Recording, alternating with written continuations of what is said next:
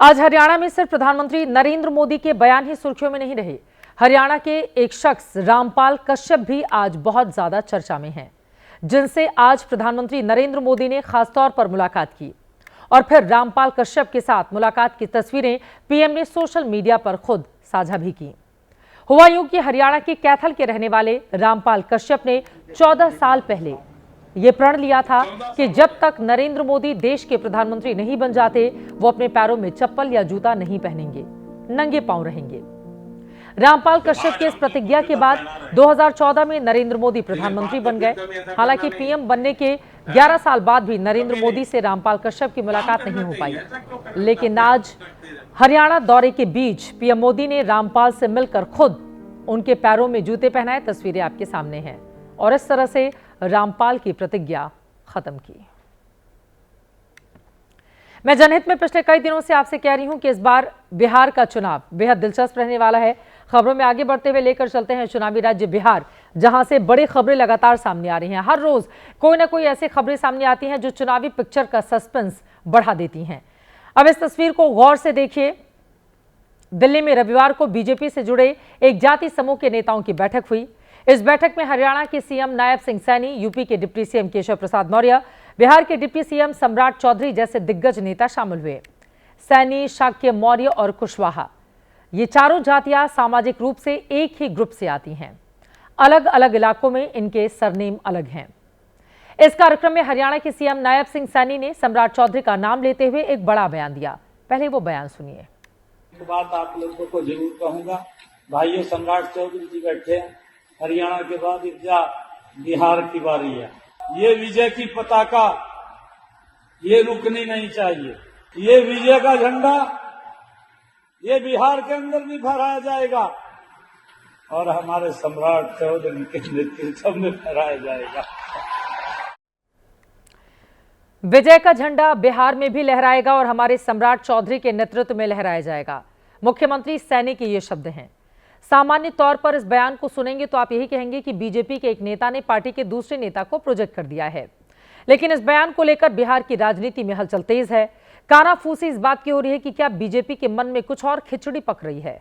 सैनी के बयान के मायने क्या हो सकते हैं, इसे समझने से पहले उनके बयान पर बिहार का सियासी तापमान कितना गर्म है, बयानों की ये रील देखिए।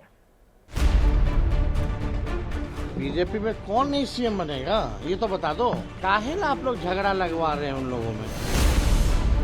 बिहार में बीजेपी का सीक्रेट प्लान हरियाणा के मुख्यमंत्री जी ने लीक कर दिया। 2 दिन बाद दूसरा नाम आ जाएगा, क्यों चिंता कर रहे हैं लोग। आपस में नूरा कुश्ती लोग करते रहे। देश के आदरणीय गृह मंत्री माननीय अमित शाह जी ने सार्वजनिक तौर पर यह कहा है कि 2025 का चुनाव माननीय नीतीश कुमार जी के नेतृत्व में लड़ा जाएगा। जेडीयू को मान लेना चाहिए कि बिहार में बीजेपी के मुख्यमंत्री श्री सम्राट चौधरी जी होंगे।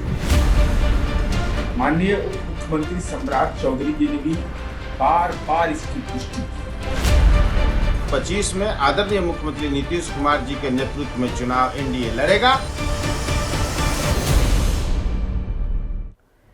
सैनी के बयान को आरजेडी के नेता बीजेपी का सीक्रेट प्लान बता रहे हैं। इसमें कोई दो राय नहीं है कि इस वक्त बिहार बीजेपी में सम्राट चौधरी सबसे बड़े नेता हैं। डिप्टी सीएम की कुर्सी संभालने से पहले प्रदेश अध्यक्ष के महत्वपूर्ण ओहदे पर भी थे। लेकिन सवाल यह है कि अगर ये सीक्रेट प्लान है तो बिहार में वाकई बीजेपी को क्या इससे फायदा मिलेगा। इसे समझने के लिए 3 तस्वीरें देखिए। पहली तस्वीर फरवरी की है, जब नीतीश कुमार को प्रधानमंत्री मोदी ने लाडला कहा था। दूसरी तस्वीर उन वायरल तस्वीरों की है जिसकी वजह से नीतीश की सेहत पर सवाल उठते हैं।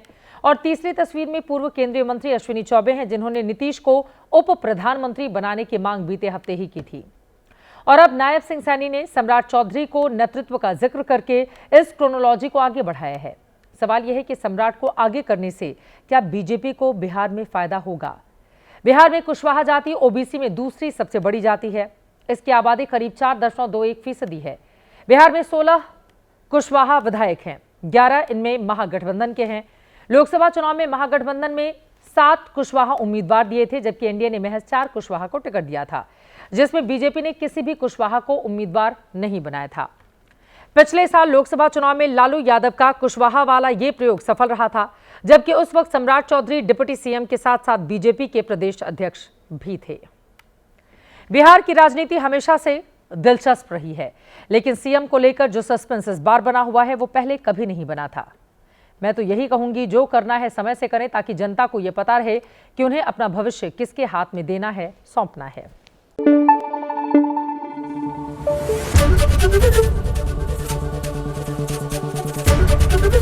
एबीपी न्यूज आपको रखे आगे।